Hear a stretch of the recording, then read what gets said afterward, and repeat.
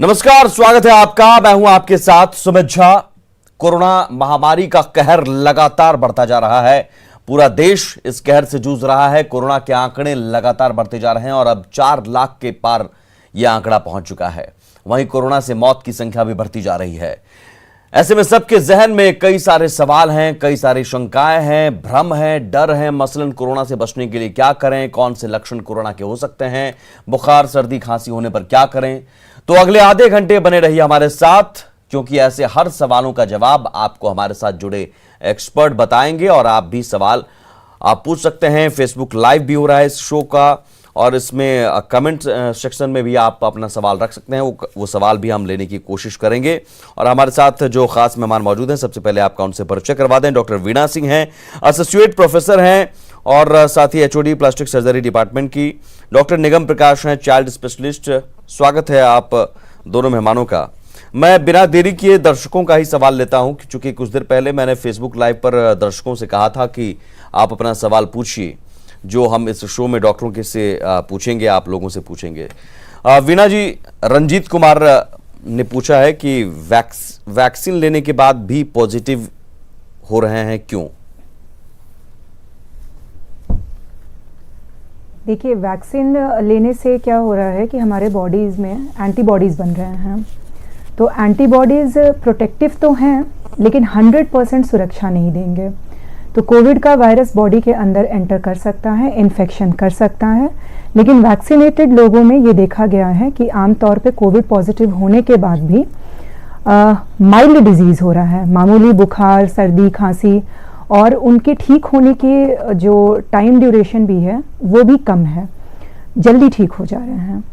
तो पॉजिटिव तो होंगे, क्योंकि एंटीबॉडीज जो है वो 90% प्रोटेक्शन दे रहा है, बट 100% नहीं है। और इसलिए पॉजिटिव तो होंगे, लेकिन संक्रमण के बाद जो है ज्यादा असर नहीं होगा, आप माइल्ड सिम्टम्स होंगे और बच सकते हैं, ये जरूर है। प्रमोद सिन्हा पूछते हैं कि फीवर में पैरासिटामोल के साथ कौन सी एंटीबायोटिक ली जाए? नॉर्मली जो रिकमेंडेड है, अगर फीवर है तो पैरासिटामोल 500 मिलीग्राम दिया जा रहा है, और साथ में एंटीबायोटिक में एजिथ्रोमाइसिन दे रहे हैं। तो एजिथ्रोमाइसिन दिन में 2 बार 5 दिनों के लिए लेना है। साथ में डॉक्सीसाइक्लिन भी लेना है, जो 100 मिलीग्राम 2 बार करके, वो भी 5 दिन के लिए। तो ये दोनों एंटीबायोटिक्स और साथ में विटामिन सी, मल्टीविटामिन का टैबलेट, एक गैस के लिए दवा अगर पैंटोप्राजोल 40 मिलीग्राम, ये ले सकें तो सबसे अच्छा रहता है, और यही माइल्ड डिजीज के लिए रिकमेंडेड है। ठीक है। डॉक्टर निगम प्रकाश, आप भी आपसे भी कुछ सवाल दर्शकों का रखना चाहेंगे। गोपाल कुमार पूछते हैं, गला सूखना, गला में खराबी और बदन में दर्द, कौन सी दवाई लेनी चाहिए? देखिए, ऐसा है कि आज के दिनों में जब भी कोई भी लक्षण होते हैं तो तुरंत एक एहसास होता है कि शायद ये कोरोना तो नहीं है। तो इसीलिए जब भी ऐसा कुछ हो तो पहले तो जांच जरूर करा लेनी चाहिए, चाहे आप सिंपल गले का ही क्यों नहीं हो कोई सिम्टम। चूँकि देखा गया है, ख़ास करके मैं बच्चों की बात अगर करूं तो बच्चों में डायरिया भी हो सकता है और भी चीज़ हो सकते हैं। तो कोई भी लक्षण हो आज के ज़माने में तो आपको कोरोना का टेस्ट जरूर कराना चाहिए। कोरोना का टेस्ट एक बहुत आसान है, रैपिड एंटीजन टेस्ट। और अगर आप आरटीपीसीआर, जिसमें कि लंबी लाइन है 2-3 रोज़ की, उसके लिए अगर आप नहीं जाना चाहते हो तो अच्छा है कि आप रैपिड एंटीजन टेस्ट जो है बहुत आसान है और 5 से 10 मिनट में मिल जाता है उस रिपोर्ट सामने में। तो उससे पता तो चल जाएगा आपको। अगर मान लीजिए लक्षण बहुत ज़्यादा उस कोरोना के अनुकूल हैं, तब तो आरटीपीसीआर भी कराना पड़ेगा। लेकिन आम तौर से जैसा मैंने कहा, कोई भी लक्षण हो आज के दिन में, चूँकि देखा गया है कि 30 से 40% लोगों में ये पॉजिटिव पाया जा रहा है, तो इसलिए ये अपने वातावरण में है, आप जैसा समझ रहे हैं आप, इसलिए हम लोगों ने ये साफ कहा है कि अंदर में, घर के अंदर भी मास्क लगाना है। तो चूँकि ये हवा में फैल चुका है, अब बहुत संभल के रहने की आवश्यकता है हमको। तो इसलिए गले की खराश के लिए आप कुछ ही दूसरे एंटीबायोटिक की जगह पहले रैपिड एंटीजन टेस्ट जरूर करा के देख लें।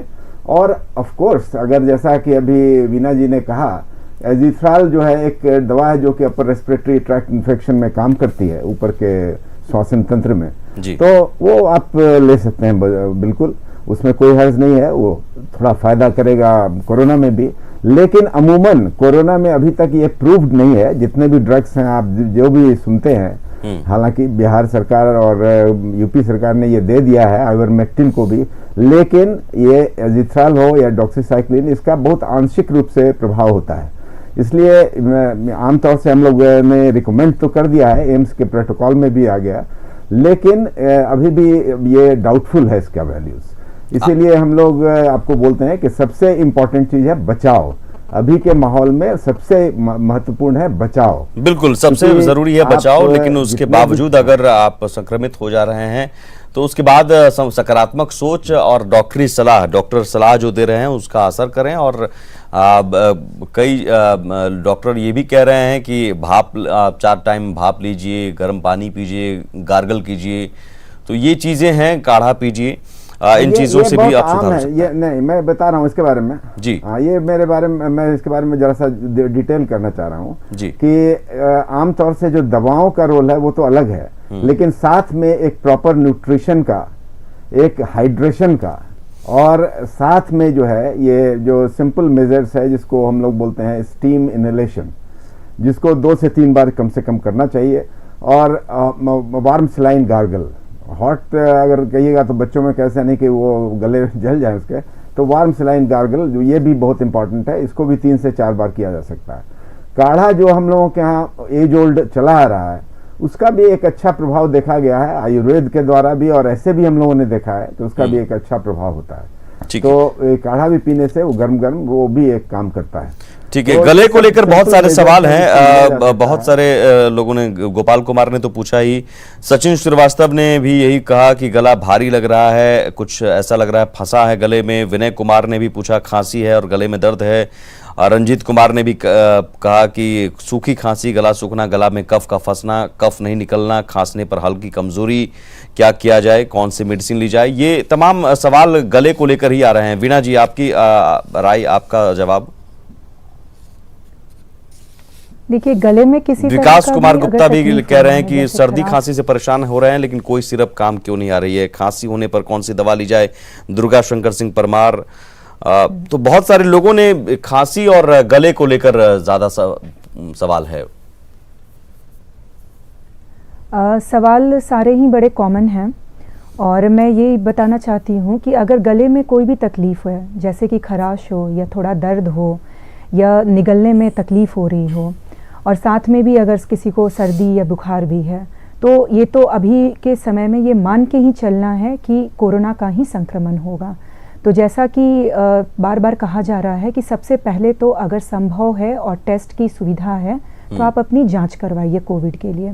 और जब तक कोविड की जांच नहीं हो पा रही है या उसकी रिपोर्ट नहीं आ पा रही है, तब तक कुछ दवाइयों का पालन करना ज़रूरी है, जिसमें कि हमने कहा कि पैरासीटामोल लीजिए। पैरासीटामोल ना सिर्फ बुखार के लिए है, जो कि गले में थोड़ा बहुत जो दर्द है या शरीर में दर्द है उसमें भी फ़ायदा पहुंचाता है। एंटीबायोटिक्स हम लोगों ने एजिथ्रोमाइसिन और डॉक्सीसाइक्लिन के बारे में बताया, ये भी दिया जा रहा है प्रोटोकॉल में। हालांकि एकदम इनका वायरल डिजीज़ पर क्या प्रभाव होता है इसके बारे में बहुत ज़्यादा इस पर अभी शोध नहीं हुआ है, लेकिन फिर भी दिया जा रहा है कि अगर बैक्टीरियल इन्फेक्शन भी साथ में होगा तो उसमें फ़ायदा करेगा। और गरारे करने हैं, उसके अलावा ये थोड़ा टाइम लेगा। जैसे इस बार का जो वेव है, सेकेंड पीक, इसमें देखा जा रहा है कि माइल्ड डिजीज़ भी कम से कम 7 से 12 दिन का समय लगा रहे हैं ठीक होने में। तो इतना समय लगेगा, इसलिए जिनको भी कोई भी तकलीफ हो रही है घबराना नहीं है, टेस्ट करवाइए, दवाइयाँ लीजिए, घर में आइसोलेट हो जाइए। जैसे ही सर्दी बुखार लगता है तो ये नहीं सोचना है कि नहीं मुझे तो कोरोना नहीं होगा, मान के चलिए कि मुझे कोरोना हो ही गया। खुद को आइसोलेट कीजिए दूसरों को बचाने के लिए, ताकि जिस टाइम पे हमारा टेस्ट का रिपोर्ट नहीं अवेलेबल है उस समय तक हम दूसरों में वायरस नहीं फैला रहे हैं। तो आइसोलेट करके और अपने टेस्ट का इंतज़ार करें रिपोर्ट का, और कम से कम 7 से 12 दिन या 15 दिन तक 2 हफ्ते आइसोलेटेड रहें मिनिमम। इतना समय लग रहा है सारे लक्षणों को कम होने में, कमजोरी भी हो रही है। और कुछ सवाल ये भी है कि रिपोर्ट नेगेटिव है लेकिन फिर भी गले में दर्द है, खांसी है। एक दो सवाल इस जुड़े हुए हैं, हालांकि उन्होंने किस तरह की रिपोर्ट करवाई पता नहीं, लेकिन आरटीपीसीआर मैं भी अपील कर रहा हूँ, आरटीपीसीआर रिपोर्ट करवाई। ये सवाल बहुत ही वैलिड है, क्योंकि कुछ लोगों में ये देखा जा रहा है कि लक्षण होने के बावजूद शुरुआती जांच में कोरोना नेगेटिव आ रहा है। तो ये हो सकता है, क्योंकि हो सकता है उस टाइम पे वायरस जो है आपके बॉडी में अभी मल्टीप्लाई कर रहा है, उतना एनफ नंबर में नहीं पहुंचा है कि टेस्ट में उसकी पॉजिटिविटी पकड़ा सके। इसलिए अगर लक्षण है और शुरुआती रिपोर्ट नेगेटिव आया है तो उसमें प्लानिंग यही रहेगा कि 3-4 दिन के बाद एक बार दोबारा से रिपोर्ट करवाना है। और इन सारे केसेस में सेकेंड रिपोर्ट जरूर पॉजिटिव आ रही है, तो इसको नेग्लेक्ट नहीं करना है। ठीक है।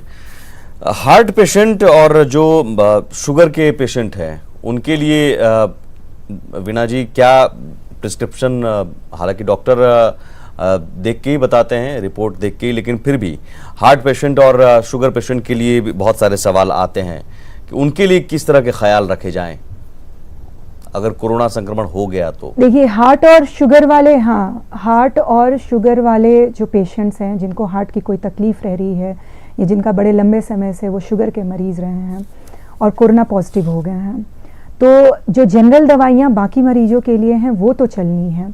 उसके अलावा हार्ट वाले पेशेंट्स में थोड़ा सा हम लोग जो एहतियात बरतते हैं कि एक ईसीजी भी करवा के देख लिया जाता है। एक खून को पतला करने वाली दवा जो ना कि सिर्फ हार्ट वाले पेशेंट में बल्कि बाकी सारे मरीजों में शुरुआती दौर से ही, इवन अगर माइल्ड सिम्टम है, मामूली लक्षण है, तो वो दिया जा रहा है। हॉस्पिटल में अगर पेशेंट हैं या सुविधा है तो इंजेक्शन फॉर्म में ये दवा आती है। अगर घर पर हैं या किसी ऐसे जगह पे जहां इंजेक्शन नहीं पड़ सकता है तो उसका रिप्लेसमेंट टैबलेट फॉर्म में भी है। तो खून को पतला करने वाला दवाई भी बहुत ज़रूरी है। शुगर वाले पेशेंट के लिए ये कहना होगा कि अगर पहले से वो शुगर के मरीज हैं और उनकी शुगर की मॉनिटरिंग चल रही थी तो कोई भी इन्फेक्शन ब्लड शुगर को बढ़ा देता है।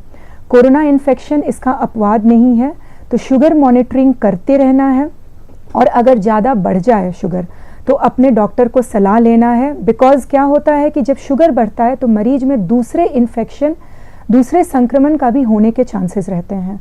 तो इस चीज़ों से बचाव करना है। इन दोनों मरीजों को, हार्ट और शुगर वाले को, थोड़ा परहेज रखना है, बट बहुत ज़्यादा घबराने की भी ज़रूरत नहीं रहती है। अगर वो अपनी ओरल दवाइयाँ ले रहे हैं शुगर के लिए तो वो लेते रहें, इंसुलिन ले रहे हैं तो लेते रहें। अगर डॉक्टर के संपर्क में हैं तो कई बार जो टैबलेट्स होते हैं उसको इंसुलिन पर कन्वर्ट करने की ज़रूरत पड़ जाती है।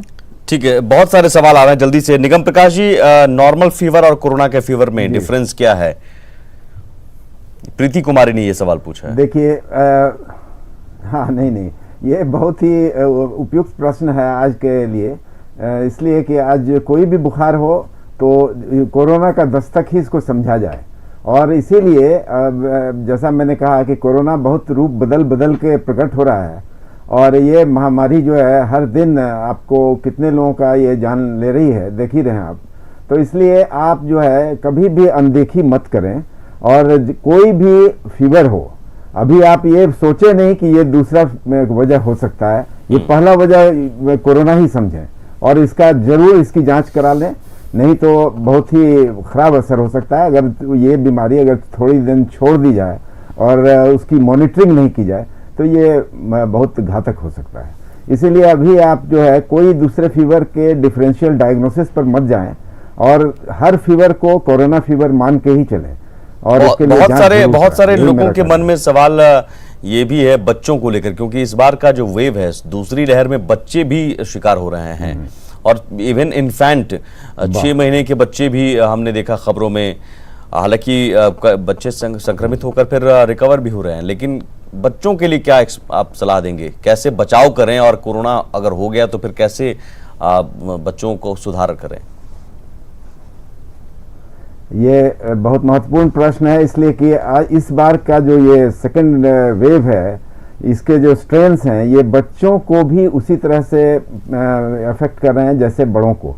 और कोई भी पॉपुलेशन, कोई भी एज इससे अछूता नहीं रह गया है। आपने देखा होगा अभी जितने भी कैजुअलिटीज हुए हैं उसमें सब जो है 60 साल के नीचे के ज़्यादातर हैं, और भाग्यवश हमारे जो 19 साल से नीचे की पॉपुलेशन है, जो बच्चों की पॉपुलेशन है जिसको हम लोग मानते हैं, उनमें जो है मौत का सिलसिला थोड़ा कम है। ये ज़रूर मैं बता रहा हूँ।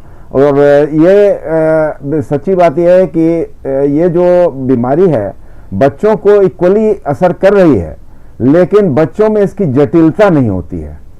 तो ये एक बहुत अच्छी चीज़ है जो अभी हो रही है बच्चों के लिए। लेकिन फिर भी आप जान लीजिए बच्चे में होना कितना घातक हो सकता है, मैं ये अभी बताने जा रहा हूँ।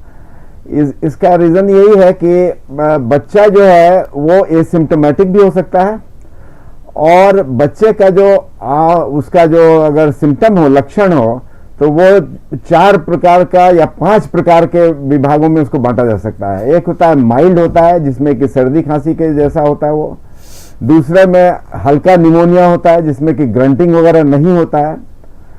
और तीसरा होता है कि सीवियर निमोनिया होता है।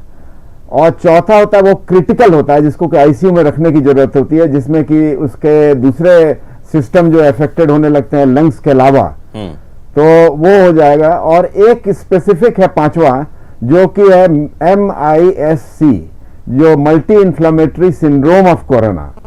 तो ये बहुत रेयर है। देखिए अभी भी मैं कह रहा हूं कि बच्चों में 90% बच्चे बिल्कुल स्वस्थ होकर के निकल जाते हैं। सिर्फ 5 से 7% जो है उनमें कुछ समस्या आती है, जिसको कि निदान करना पड़ता है।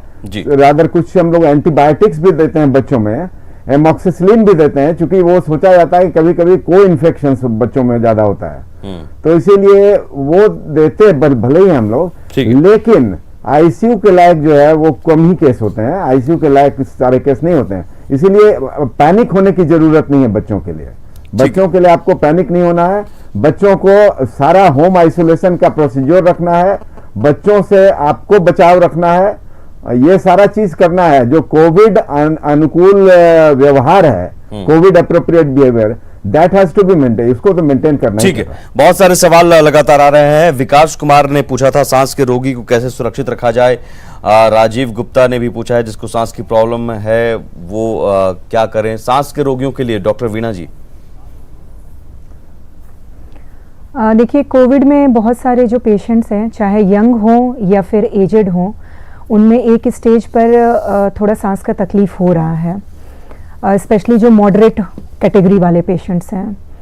तो जैसे ही कोविड के लक्षण दिखने शुरू हो जाएं या फिर टेस्ट में पॉजिटिव आ जाए, तो जो हम सिखा रहे हैं सारे मरीजों को जो होम आइसोलेशन में है घर पे, कि वो डे 1 से ही पेट के बल कम से कम दिन में 2 घंटे सुबह शाम लेटने की एक्सरसाइज शुरू कर दें। आमतौर पे ये कोरोना वाले पेशेंट्स में देखा गया है कि अगर सांस की तकलीफ नहीं भी है तो इस एक्सरसाइज को शुरू से करने से जब सांस की तकलीफ उत्पन्न होती है तो उस टाइम पे आराम होता है। हॉस्पिटल में भी हमारे किसी मरीज को सपोज अगर रेस्पिरेटरी रेट अगर 25 या 30 देख रहे हैं और थोड़ा बहुत बता रहे हैं कि हमें तकलीफ हो रही है, तो उनको तुरंत हम पेट के बल लेते हैं और लंबा गहरा सांस लेने के लिए कह रहे हैं। कई बार क्या होता है कि मरीज अपना सैचुरेशन घर पे, तो आजकल सब लोग सैचुरेशन मॉनिटर कर रहे हैं, 95 से नीचे जाते ही घबरा जाते हैं। उस घबराहट में क्या हो रहा है कि वो तेज सांसें लेने लग रहे हैं और कह रहे हैं कि फिर हमें और तकलीफ बढ़ रही है। तो उसमें हम यही सिखा रहे हैं कि पैनिक मत होइए, लंबे गहरे सांस लीजिए, पेट के बल लेट जाएं, तकिया लगा करके सिर को थोड़ा ऊंचा रख करके, और ऐसा दिन में 2 बार 3 बार अगर वो कर सके तो उससे उनकी सांस लेने की जो तकलीफ हो रही होगी वो ठीक हो जाती है। ये थोड़ी सी सांस की तकलीफ के लिए रेकमेंडेड है। ठीक है, प्लेटलेट्स कैसे बढ़ाएं? बहुत सारे सवाल जो है ना, ये अभी लोगों के मन में बहुत सारी शंकाएं हैं, ऐसा लग रहा है। बहुत सारे ऐसे सवाल हैं कि बुखार ठीक हो जाने के बाद भी सर दर्द रहता है, सर्दी जैसा महसूस होता है लेकिन सर्दी नहीं है। शशि रंजन साहब ने पूछा है। कार्तिक सिंह राजपूत ने पूछा है प्लेटलेट इंक्रीज करने के लिए क्या करें। इन दोनों सवालों का जवाब हम ले लेते हैं। वीणा जी, सबसे पहले मैं बता रही हूँ कि जो बुखार ठीक हो जाने के बाद भी सिर में दर्द रह जा रहा है या कमजोरी या सर्दी जैसा जो महसूस हो रहा है, वो रहेगा। कोरोना के सारे सिम्टम्स जाते जाते कम से कम 3 से 4 हफ्ते लग जा रहे हैं। तो उस दौरान पे सिर में दर्द या शरीर में दर्द या कमजोरी, ऐसे भावनाएं, मतलब ऐसी स्थिति उत्पन्न रह सकती है। तो अगेन घबराना नहीं है, खाने पीने पर ध्यान देना है और थोड़ा रेस्ट पर रहना है। सर्दी जैसा लग भी रहा है तो भी परेशान नहीं होना है, वो समय के साथ तीसरे चौथे हफ्ते होते होते ये सारे लक्षण खत्म हो जाएंगे। दूसरा जो सवाल है कि प्लेटलेट्स बढ़ाने के लिए, तो आमतौर पे लोग कुछ भी नहीं कर सकते हैं प्लेटलेट्स बढ़ाने के लिए। और कोरोना में जो देखा गया है वो कोरोना से प्लेटलेट्स कभी कम नहीं हो रहे हैं। अगर साथ में किसी को डेंगू या दूसरी कोई बीमारी रह रही है तभी प्लेटलेट काउंट्स उनमें कम देखा जा रहा है। और थोड़ा बहुत अगर कम रह रहा है, जैसे अगर हम 1.5 लाख के ऊपर नॉर्मल बोलते हैं और किसी का 1.25 लाख या 1 लाख है, तो हम भी बहुत ज़्यादा घबराते नहीं हैं, एक बार रिपीट रिपोर्ट करवा लेते हैं, कई बार उसमें नॉर्मल हो जाता है। हाँ, अगर प्लेटलेट्स बहुत ज़्यादा कम है, 1 लाख के नीचे आ रहा है या 70,000 के नीचे आ रहा है, तो थोड़ा अलार्मिंग है। वैसे केसेस में डेंगू की जांच करवा लें और उसके बाद उसके अकॉर्डिंगली ट्रीटमेंट होता है। कोई दवा या कुछ खान पान में ऐसा करने से प्लेटलेट्स नहीं बढ़ सकते हैं खुद से। ठीक है, वो बॉडी ही अपना मैन्युफैक्चर करती है जिससे कि बढ़ता है। डॉक्टर निगम साहब, एक सवाल है बहुत छोटा सा, लेकिन ये वैक्सीन को लेकर भी बहुत सारे लोगों के मन में कई तरह के सवाल हैं। कार्तिक सिंह राजपूत कह रहे हैं कि वैक्सीन लेने के बाद बाथ लेना गलत है या सही? नहीं, देखिए ऐसा है कि इसके लिए बहुत सारी भ्रांतियां हैं अननेसेसरी, जिसकी जरूरत नहीं है। आप बिल्कुल ही नहा सकते हैं, नॉर्मल तरीके से सारा काम कर सकते हैं, सारी दिनचर्या कर सकते हैं। ऑफ कोर्स वैक्सीन लेने के बाद आधे घंटे आपको जरूर इंतजार करना होता है। जिस सेंटर पर भी आप ले रहे हो उस सेंटर पर आधे घंटे आपको इंतजार करना है। वो कोई भी अगर भी होगा साइड इफेक्ट तो वो उसी वक्त पता चलेगा, लेकिन ऐसा नहीं कि फिर नहा नहीं सकते हैं आप। नहाने को क्यों नहीं, बिल्कुल नहा सकते हैं। वैक्सीन को लेकर एक और सवाल है, आलम एडी खान, हार्ट का ऑपरेशन हुआ है तो क्या कोरोना वैक्सीन का इंजेक्शन ले सकते हैं? जी बिल्कुल सही, बिल्कुल सही। आप जो है कोई भी कोमॉर्बिडिटी है या इवन ओबेसिटी है, कोमॉर्बिडिटी मतलब करने का किसी भी सिस्टम का कोई प्रॉब्लम, जैसे कि अब एंडोक्रिनल प्रॉब्लम है, हाइपरटेंशन है, कोई क्रॉनिक लिवर डिजीज है, क्रॉनिक किडनी डिजीज है, तो एंड साथ में ओबेसिटी ऑल्सो, ये भी चीज है जिसको कि ऑलवेज कोमॉर्बिड कंडीशन के तौर पे देखा जाना चाहिए। तो ऐसी अवस्था में आप जो है जरूर वैक्सीन लेंगे, वैक्सीन उनको ज्यादा जरूरी है। बिल्कुल।